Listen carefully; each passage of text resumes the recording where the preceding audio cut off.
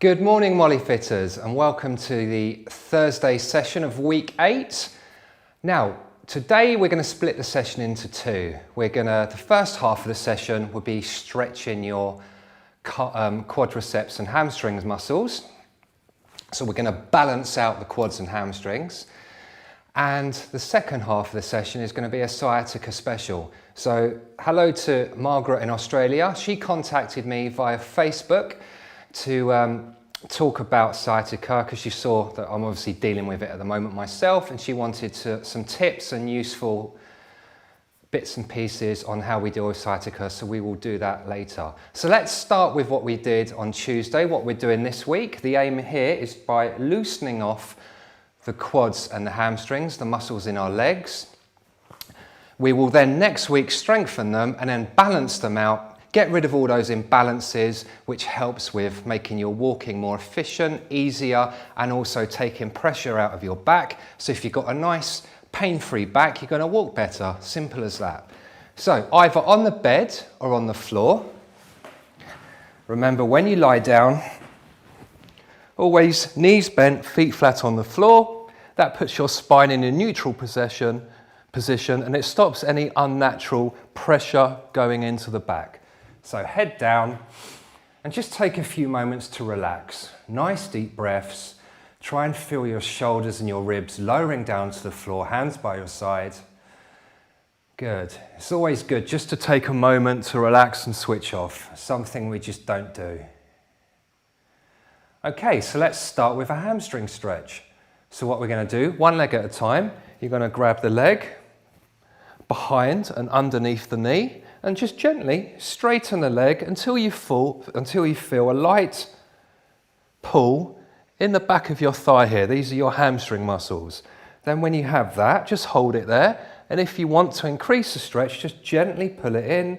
And let's hold that for another 10, 9, 8, 7, 6, 5, 4, 3, 2, 1, and rest. Good. So you want to feel a light pull. You don't want to overdo it and put too much pressure in, okay? We only want to feel it in the hamstring. So if you feel it anywhere else, including your lower back, either stop, try again, or just ease the pressure off. Now let's try that onto our second leg. So lift the leg up, hands underneath, and gently straighten and pull in. Now you can see here, this leg's not doing very well at all. This is my sciatic leg. So if I was to force it, it would go straight into my lower back. So I'm just going to gently get the stretch. And then what you can do here is if I lower it down, I can straighten it and then pull it in a bit more. That intensifies the stretch. You can see it goes a bit further. But you don't want to let your body cheat. And what could happen, if I just go onto this leg, if you pull in, see how my bum lifts up? And what's happening there, I'm taking the stretch out of my leg and putting it elsewhere. We want to isolate these muscles. So always try and keep your bottom and back pressed down. So that's the hamstrings. Let's do them one more time. So head down. I know I've had my head up, but I'm trying to look at the camera as well. So let's do it like this. Pull it in, 20 seconds, nice deep breaths. Now with stretches, there's no limit on stretches. You can do them all the time, all day. But what you do want to make sure you're doing is you're not pushing too hard and causing pain or distress in the muscles. The idea of a stretch is just to gently stretch it out and give you some relief. Let's hold it there and switch, other leg. Good, and hold it there. Nice deep breaths. Don't forget to breathe. Good, for 10, 9, 8, 7, 6, 5, 4, 3, 2, 1. Great, so that was the back of the thigh. Now let's deal with the front of the thigh. So with this, you need your tea towel. So I'm going to do 2 stretches for this. Now remember, if you've had a knee replacement, do not do this exercise, okay? So take your tea towel, fold it in half and half again, and place it around the ankle. So we're going to lie on our sides. Now your head can be wherever, here or here, wherever's comfortable. The leg you're not using, go straight. Line yourself up as straight as you can, knees on top of each other. And we're just going to use the tea towel to pull back. And when we've pulled back, we're now going to push our hips forward, and you should get the stretch in the front of your thigh. Nice deep breaths. Hold it there. Let's hold for another 10, 9, 8, 7, 6, 5, 4, 3, 2, 1. Lovely. And the second way to do this stretch, which is a bit more intensive, so I started off with the easier one first because we don't want to go into the harder one first and then pull something. So let's try the more difficult way now. So you lie on your front, grab your tea towel around your ankle. Oh. Like so. The leg you're not using is straight. Pull in, pull as far as you can. Now if that's enough, it's enough, hold it there. If you want to increase the stretch and you feel it's not quite good enough, then push your hips into the floor, and that intensifies the stretch. Now with this, you only want to feel it in the front of your thigh. Okay, if you feel it in your back or anywhere else, it's either because your technique's not quite right, or the muscles are too tight that they just haven't got that give, and they're bypassing the quad and going into the back. So you can try and relieve the pressure, or go back to the one we've just done lying on your side.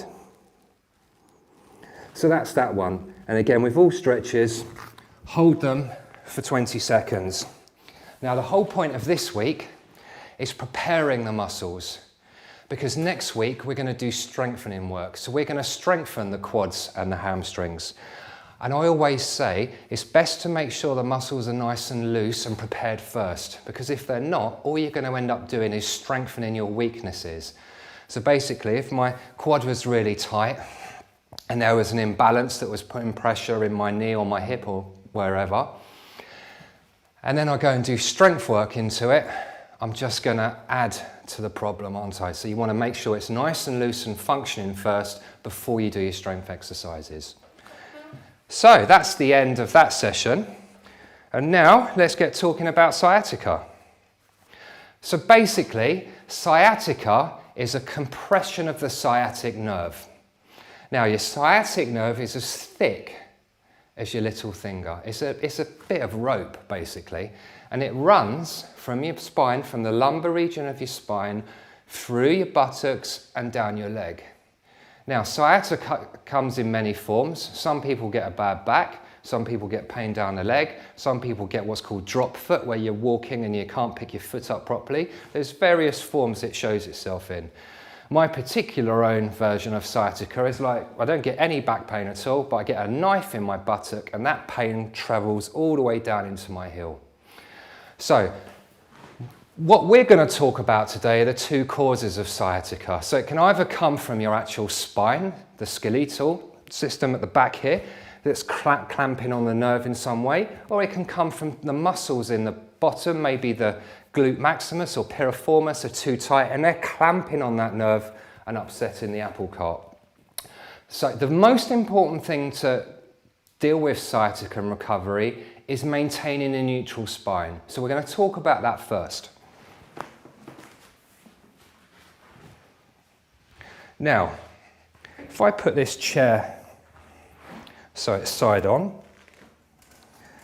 Now when we sit in a chair, and especially a sofa, okay, sofas are notorious because your knees are always higher than your bottom when you sit in a sofa. Watch what happens when I lift my knee up. So at the moment, I'm sitting in a neutral spine position. And if I lift my knee up, see how I dip down, my pelvis tilts, and I'm putting all my body weight into my lower back. So if you're sitting on a sofa comfortably, watching the football or whatever, the whole time you're sitting there, all your body weight's going into the spine, and if you've got a bit of a problem there, a bulging disc, an annular tear, whatever, it's just going to aggravate it. So the first thing you need to try and do is sit with a neutral spine. Now, that takes time to find out because you don't know what a neutral spine is. So if I just demonstrate, that's not neutral. I'm slouching and I'm putting all my body weight into my lower back and I can feel my lower back. So you have to be mindful. And you have to learn to listen to your body and feel what's going on with it. So I know now that I can feel my back. So if I try and sit up straight, now what I'm doing now is I'm trying too hard and I've overarched my back and I can still feel my back. So if I just relieve the pressure a little and put it about there, now my core has kicked in. I can just about feel my core holding my body weight, but more importantly, I can't feel any pressure in my lower back, so I know I have now a neutral spine. Now obviously, to sit and watch TV even for half an hour, forget about a 2-hour film, it's practically impossible to sit like this the whole way through. It's too uncomfortable. So what you can do, and what I tend to tell my clients to do and do myself, if you get a hand towel and then you fold the towel in half and then roll it up, so it's about that sort of diameter, get a couple of elastic bands and put them around the towel so it keeps its form, then place the towel in your lower back. When you sit back, that towel is giving you, it's not ideal, it's not perfect, but at least it's giving you some sort of support for your spine. The other thing you can do as well, if you watch this, so if I maintain my neutral spine now and just lean back, keeping my spine neutral, now I'm using the back for rest, but my spine's still neutral.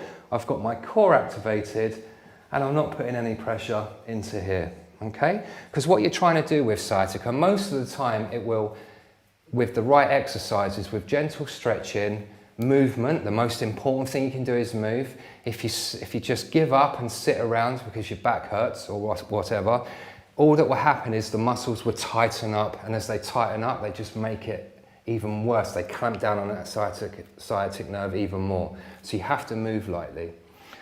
So what I would suggest is when you're sitting, don't sit for too long. Every 20 minutes or so, just get up. Even if it's just keep your core on, march on the spot again, and then gently sit back down again. Or just get up, walk to the kitchen and back, walk around the garden, wherever, just get on your feet and don't sit for too long. Because like I was saying earlier, with sciatica, what you're doing is you're hoping within time, the body will actually start repairing itself and healing. But you can do everything in your power just by moving and stretching. So that's the sitting part and the moving part taken care of. I will just say one more thing. Obviously you want to move. If you don't do enough, the muscles tighten up and make the problem worse. But again, if you do too much, if you don't listen to your body and try and work through it, again, you'll aggravate the muscles. So I always call it the Goldilocks. Don't do too much, don't do too little, just do the right amount, so it's just right. So let's talk about now the stretching when you've got sciatica. Now these can be done on either bed or the floor. Obviously, if your sciatica is really bad, it's impossible. You can't get down on the floor. So you can do this on your bed just as effectively. Now, with acute sciatica, when it's causing you trouble, when you're noticing it's limiting your walking, it's causing you pain in your buttocks, it's going down your leg, you want to avoid big exercises, okay? Yes, you can do them, but in the beginning, at the start of your rehab journey, you just want to take it easy, because if you use a big muscle or you do a big stretch, there's much more chance that you're going to aggravate the muscle further. So you always start off nice and gently and build up. So for example, this is one not to do straight away. I would never, and I'm doing this on the side, I've got my sciatica, I would never do this big quad stretch, because we're working this big massive muscle in the bum, and as we pull in, it's just putting too much pressure on the piriformis at this time, and it's asking it to do too much, and the chances are you're just going to annoy it and set it off. So the best exercise you can do is a direct piriformis stretch, which targets, it's the usual suspect, the piriformis muscle that causes the sciatica. So the first one I would suggest is you just take the knee. So you're lying in a neutral position, head down, feet flat on the floor. You take the knee and you just pull it over to the opposite shoulder, like so. Now, I always say, if it ain't broke, don't fix it. I haven't got anything wrong with this side. I can't feel the stretch. So there's no point doing a stretch if it's not working, you can't feel it. So I'm going to leave that one alone. If I go on my bad side and pull over, see straight away, I can feel the stretch straight in the center of my buttock. So on this side, you feel it about here. It's not an obvious stretch. Remember, this muscle is a deep muscle. It's not what we call a superficial muscle on the surface. It's buried underneath a load of other muscles. So you just pull in and you'll feel it and then you hold it. The idea is you relax and you breathe. And you want to hold this between 20 and 30 seconds. Now, you should just feel a stretch. If you feel the pain increasing, radiating somewhere else, stop. You're just not ready. Sometimes with exercise and rehabilitation, you need to know when not to do it. Sometimes the best treatment is no treatment at all. And in fact, all you need to do, if that is the case, is rest for a couple more days. Remember, injuries are in their acute stage for about 3 days. So if you're doing that stretch and it's really aggravating it and it really hurts, forget about it for a couple of days and then try it again. So let's go back to the stretch. Hand on the knee, we pull the knee to the opposite shoulder, like so. Head down, relax, and we're gonna breathe. And we're just gonna hold that. And you hold that for about 20 seconds. And the idea here is you're just loosening off the piriformis muscle. Now, I've mentioned that a few times. The piriformis muscle is about the length of your thumb, and it goes from here into here. Now, the funny thing about, well, not so funny, about the piriformis is it sits on top of the sciatic nerve. And in a lot of people, actually, the sciatic nerve goes through fibers of the piriformis. So when the piriformis is tight, which means it shortens, it clamps on the sciatic nerve like a vice, aggravating it and causing that pain. So if you can stretch it, and what we try and do by stretching is lengthening out the muscle to make it loose, it just relieves the pressure clamping down on the sciatic nerve. So just stretching your piriformis can actually relieve your symptoms. So I would do that stretch every time you move. Now with sciatica, remember, the worst thing to do is nothing. Sit there and try and hope it gets better, because all that's going to happen is the muscles are going to tighten up and you're just going to prolong your problems. So what you want to do is move lightly by going on a little walk, by marching on the spot a little bit. And when I say little walk, it depends on the severity of your symptoms, but I would say between 5 and 15 minutes, depending on how you are. Try 5 first. It's better to try the lower amount first and realize it doesn't aggravate you, then go out for 15 minutes, cause yourself damage, and then add another 2 weeks onto your recovery. So go out for a little walk first, and then when you come back, get on your bed, and then just do the piriformis stretch, like so. Hold that there. 20 to 30 seconds, and then whilst you're there, you might as well try the other one. Remember, like I said earlier, if it ain't broke, don't fix it. So if you can't feel it, forget the stretch, and if you can feel it, carry on with the stretch. So they're the sort of key things you want to do when your sciatica's really bad, when it's really taken hold. So I believe Margaret, she was on a bit of a long plane journey, so she was sitting compressed in an uncomfortable seat for a long period of time, and that's aggravated her symptoms. So with that, I would imagine after a couple of weeks of light exercising and stretching, it should be getting better. When you have started getting better, and the way you know if you start getting better is obviously your pain starts to subside and it's not as bad, then you can move on to other stretches. And the other stretches to do, we just go through those. I mean, there's loads to do in rehab when you're recovering, but if you're not that bad and you want to go on to the next stage, we'll just go through that now. So what you want to do, very nice, easy, light way of stretching the muscles. And again, if you're not ready for these exercises, there's always a risk to some exercises, but these are minimal risk. So if you're not ready for these, you can't really hurt yourself too much. Now what you do here is you put your hand on your ankle, okay? So I've crossed my ankle on my knee. I'm supporting my ankle with one hand to stop it falling and flapping around.